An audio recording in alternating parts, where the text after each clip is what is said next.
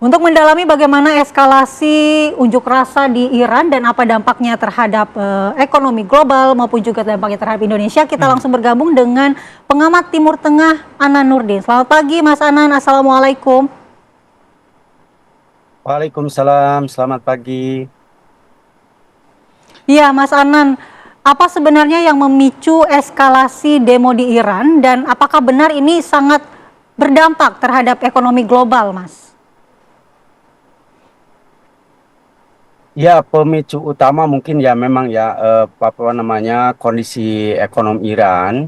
Kita tahu memang Iran setelah Revolusi Islam Iran 1979 dan mengubah sistem politik dalam negeri yang sangat signifikan.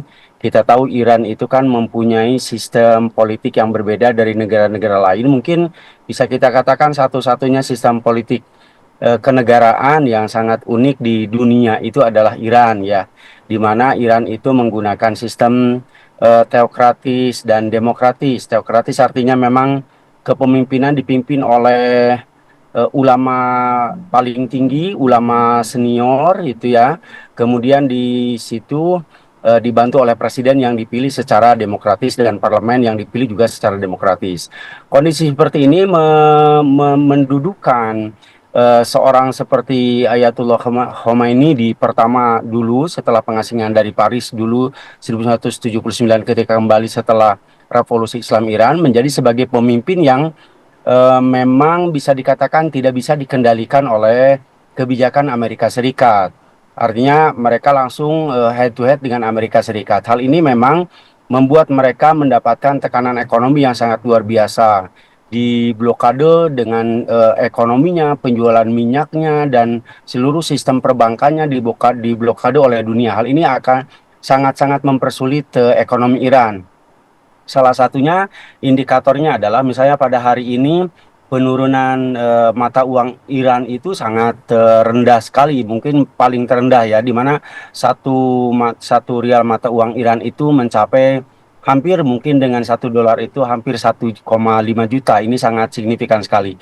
Kemudian lapangan kerja yang sangat sulit, hal ini dimanfaatkan oleh putra mahkota pemimpin sebelumnya yang sekarang berada di pengasihan di Amerika Serikat untuk memanfaatkan situasi dan dalam tanda kutip memanas-manasi atau memprovokasi, akhirnya terjadi demo yang sangat besar-besaran yang terjadi sejak 28 Desember atau hampir mungkin sudah hampir 2 pekan ya, dengan korban yang sangat banyak sekali, hampir 500 orang lebih.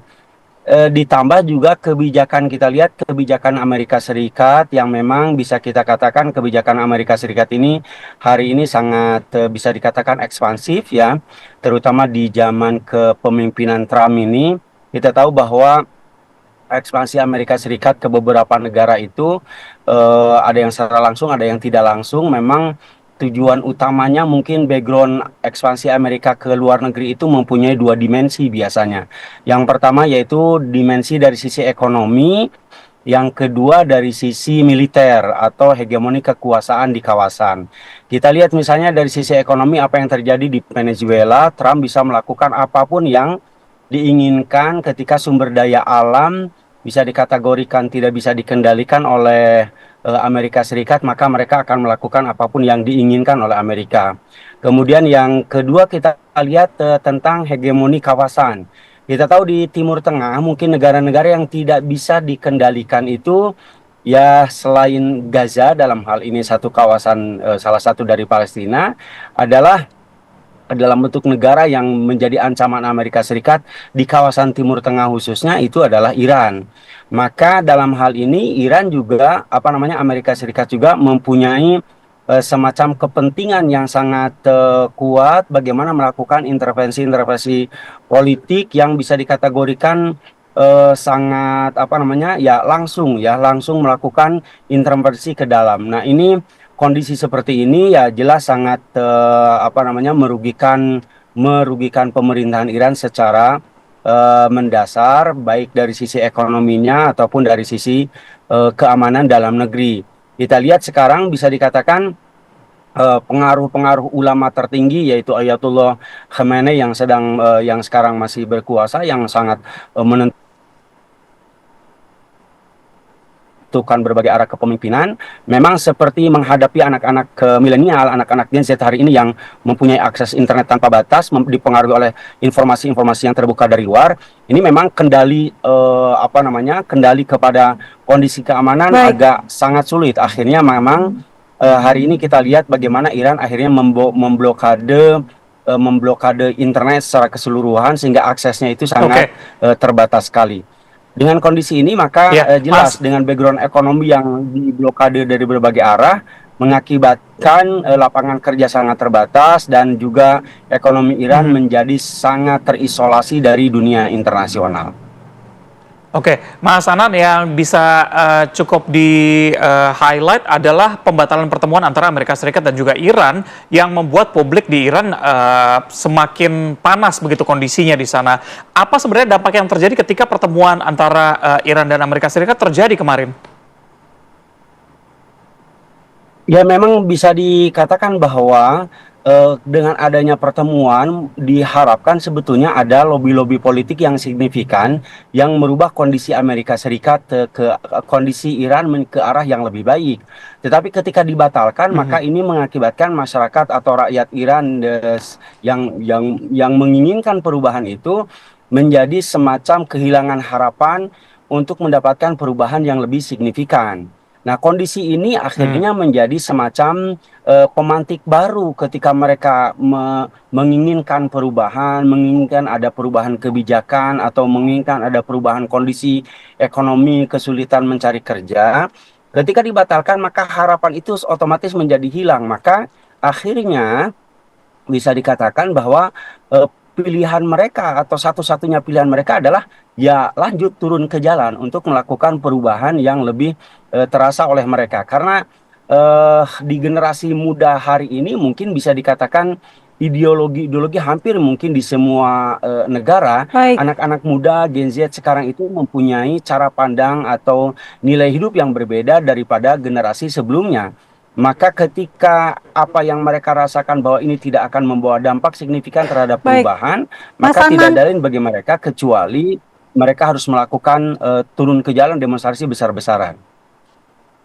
Baik, Mas Anan, sebenarnya kita juga banyak beredar di sejumlah media, di media sosial. Bagaimana sebenarnya saat ini? Apakah di sana masih mencekam atau berjalan normal seperti biasa? Apa informasi yang Mas Anan dapatkan?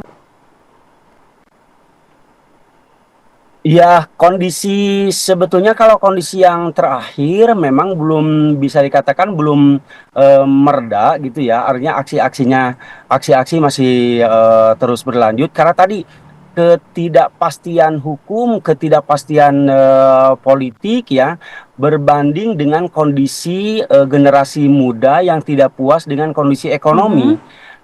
Mungkin bagi generasi-generasi yang dikategorikan sudah dewasa atau mungkin kalangan-kalangan tertentu misalnya mereka masih sangat loyal kepada pemimpin tertinggi, dalam hal ini adalah dengan sistem teokratis itu mereka masih sangat percaya dengan ulama tertinggi atau dewan wali atau mereka menyebutnya dengan wilayah faqih ya, para orang-orang yang ulama senior itu masih percaya. Tapi justru di kalangan masyarakat atau di kalangan Gen Z terutama anak-anak muda ini mereka bisa dikategorikan tidak seloyal generasi sebelumnya. Maka kondisinya apalagi dengan intervensi Amerika Serikat maka di lapangan akan sangat sulit untuk dikendalikan, apalagi semacam para demonstran ini mendapatkan dukungan normatif dari Amerika Serikat agar pernyataan-pernyataan Trump yang sangat provokatif gitu, silakan Anda lanjutkan demonstrasi, kami akan dukung, bantuan segera akan datang. Ini kan memberikan semacam harapan kepada para demonstran untuk melakukan aksinya bahwa mereka mempunyai backing yang sangat kuat di luar atau dari Amerika Serikat, maka mereka akan mendapatkan momentum tertentu bagaimana revolusi Islam jilid 2 bisa dikatakan seperti itu 1979 masa lalu mungkin setengah abad yang lalu mungkin bisa diulang lagi kalau aksi-aksi mereka terus berlanjut. Maka akan sangat sulit kalau misalnya para pemimpin tertinggi Iran, dalam hal ini para ulama tertinggi Iran tahu ada 12 pimpinan utama di sana dari para ulama di sana yang kalau mereka tidak bisa mengendalikannya dengan secepatnya, apalagi dengan intervensi Amerika Serikat dan Israel di lapangan, maka ini akan sangat mungkin saja bisa terjadi apa yang terjadi setengah abad yang lalu, bisa terjadi lagi, atau perubahan sistem negara ini bisa saja berubah lagi ketika para pemimpin tertinggi di Iran tidak bisa mengendalikan suasana dan tidak bisa meyakinkan para generasi muda tentang lapangan pekerjaan dan sebagainya. Baik, kita berharap kondisi di Iran segera mereda ya, baik itu melalui diplomasi internasional maupun dari dalam negeri Iran sendiri. Iya, terima kasih sudah bergabung bersama kami pengamat Timur Tengah Ana Nurdin. Assalamualaikum, selamat pagi.